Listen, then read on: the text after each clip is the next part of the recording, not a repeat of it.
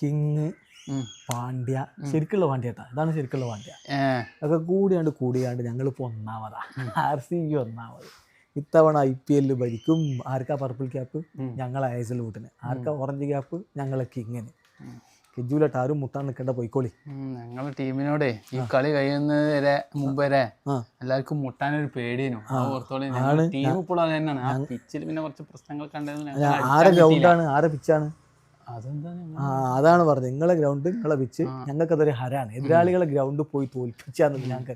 ഇത് CSK കൊടുത്താണ്, ഇത് MI കൊടുത്താണ്, ഇത് KKR കൊടുത്താണ്, ഇത് എല്ലാവർക്കും കൊടുക്കണം. ആ കൂട്ടത്തിൽ നിങ്ങൾക്കും കിട്ടി. അങ്ങനെ വിചാരിച്ചാൽ മതി. ഭാഗ്യം അങ്ങനെ തെളിഞ്ഞു വന്നുകൊണ്ട് അങ്ങനെ ജയിച്ചു. നിങ്ങളെ കിങ് ഒക്കെ ഇന്നലത്തെ 50 ഫുൾ ടെസ്റ്റ്. എനിക്ക് ഡൗട്ട് വന്നു ഇത് കണ്ടപ്പോ. ഇതിപ്പോ 20 ഓവറിന്റെ ടെസ്റ്റ് മാച്ചാണ് കളിച്ചിട്ടുള്ളത്. ഫുള്ള് മുട്ടലും.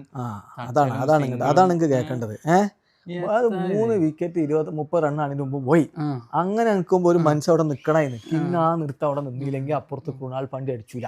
കൃണാൽ പാണ്ഡ്യ കിങ്ങിനോട് പറഞ്ഞു, കളി കഴിഞ്ഞിട്ട് കൃണാൽ പാണ്ഡ്യയും കിങ്ങും പറഞ്ഞു, എന്നോട് പറഞ്ഞു നിങ്ങൾ ഔട്ടാവില്ല, നിങ്ങൾ അവിടെ നിൽക്കിന്ന് പറഞ്ഞ് കിങ്ങും പറഞ്ഞു. കൃണാൽ പാണ്ഡ്യ പറഞ്ഞു മൂപ്പർക്കാണ് എല്ലാ ക്രെഡിറ്റും, മൂപ്പർ അപ്പുറത്ത് ഉണ്ടായാൽ തന്നെ ഒരു ധൈര്യമാണ്.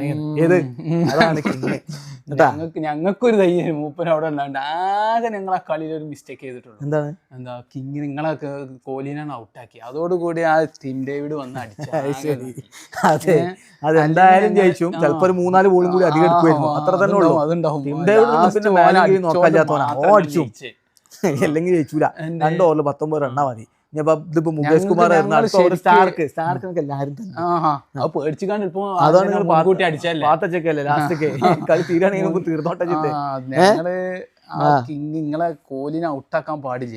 ഞങ്ങളെ അതൊക്കെ നിങ്ങൾക്ക് വെറുതെ തോന്നണം. കാരണം ഇന്നലെ 50 അടിച്ചിക്കണെങ്കിൽ അത് ആവശ്യമുള്ള 50.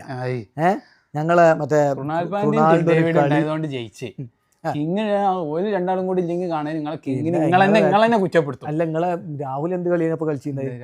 ആ പിച്ചിൽ പിന്നെ അങ്ങനെ തന്നെ ശരി, രാഹുൽ കളിച്ചപ്പോ ആ പിച്ചിൽ അങ്ങനെ കളിച്ചണം. കോഹ്ലി അങ്ങനെ പറ്റൂല. ഇതന്നെ പ്രശ്നം. രണ്ടാമത്തെ ഇന്നിങ്സ് ആകുമ്പോ എത്ര ജയിക്കേണ്ടിന്ന് കറക്റ്റ് അറിയാം. അതിനനുസരിച്ച് മൂപ്പര് കാൽക്കുലേറ്റ് ചെയ്ത് കളിച്ച് പിരാന്ത് കളിക്കാണ്ട് അടിച്ചുകൊണ്ട് ഭുവനേശ്വർ കുമാർ നിങ്ങൾക്ക് തൊടാൻ പറ്റുണ്ടായിരുന്നില്ല. നിങ്ങളെ കാര്യത്തിൽ ഒരു കാര്യം പറഞ്ഞുതരാം. RCBനെ നിങ്ങളെ ഗ്രൗണ്ടിലേക്കാണ് വിളിച്ചെടുത്തുന്നെങ്കിൽ നിങ്ങൾ വാങ്ങിയിട്ടേ പോകുള്ളൂ. അതെല്ലാവരും വാങ്ങിക്കണ്, അത് നിങ്ങൾക്കും കിട്ടി. അത്രയാണ്ട് വിചാരിച്ചാൽ മതി.